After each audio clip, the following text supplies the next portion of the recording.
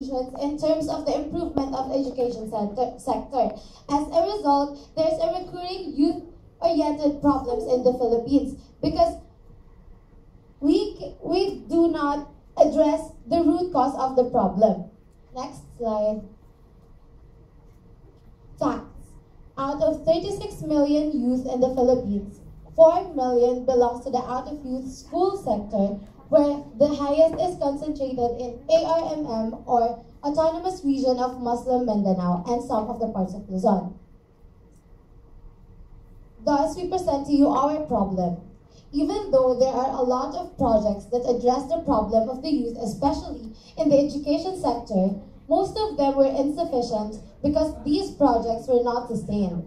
Thus, the Philippine delegation proposes that the said problem should be solved through a long-term solution.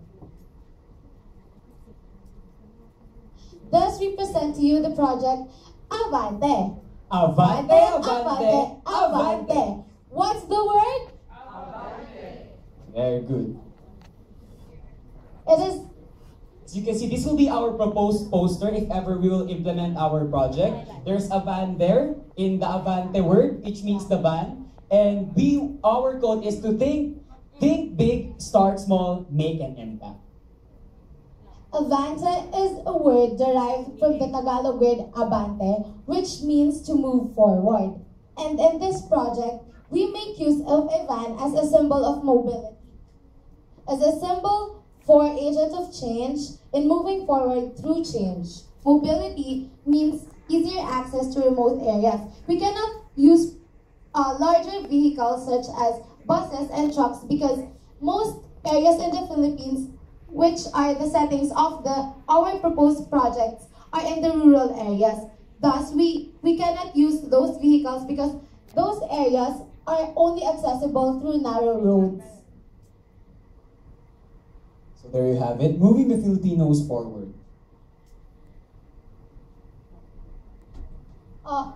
Based on the problem, we have three main interconnected reasons. First is poverty, second is early marriage or pregnancy, and the third is the lack of interest by both the youth and their parents in education.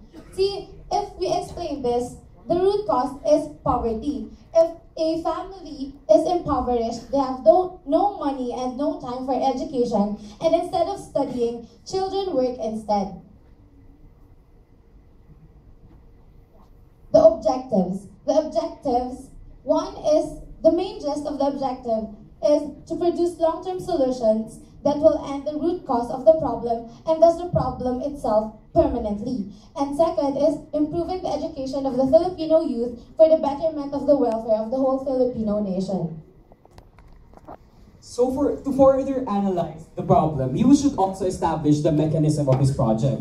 So first, this will be the screening process as towards establishing our project.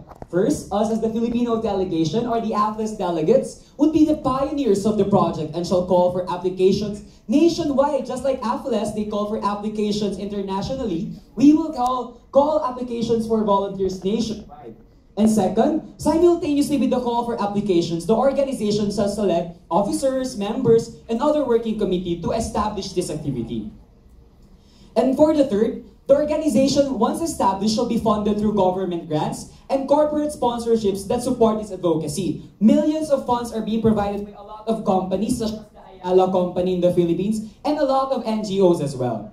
And for the fourth, to further mobilize our project through a van, we shall start beginning purchase of required materials such as vans, educational kits, which includes modules for English, basic language, and basic arithmetic and mathematics. Since Filipinos are known to be one of the countries weakest in mathematics, we would like to combat this kind of problem. We also want to have livelihood kits for the parents, hygiene kits, because again, health is wealth. Everybody must be clean, everybody must practice good hygiene. And of course, the road to ASEAN kits. As you all know, our project tries to travel whole Philippines to visiting, establishing each and every community. As we visit these communities, we will be able to impart to this third level status citizens of Philippines to know what ASEAN is all about. Because only educated people in the Philippines knows what ASEAN is all about, right? But with this project, we will be able to impart to them knowledge about ASEAN.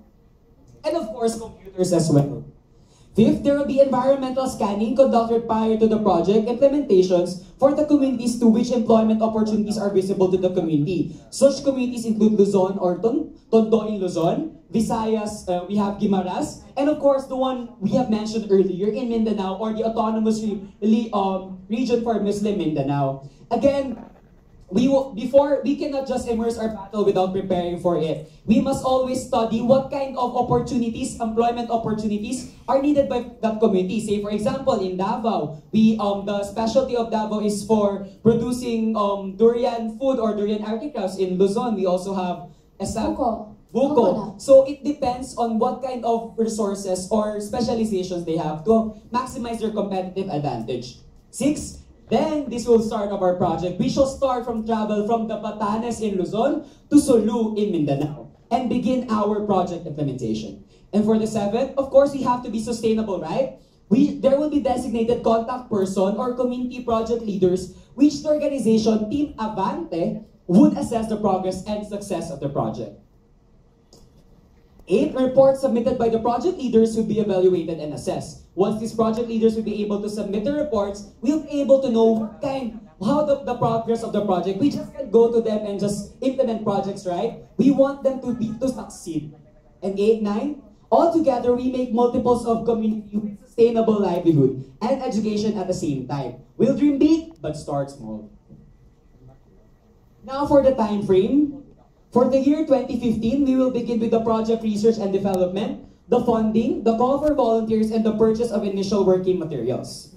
For the year 2016, we will have our project implementation and start Philippine tour with a purpose.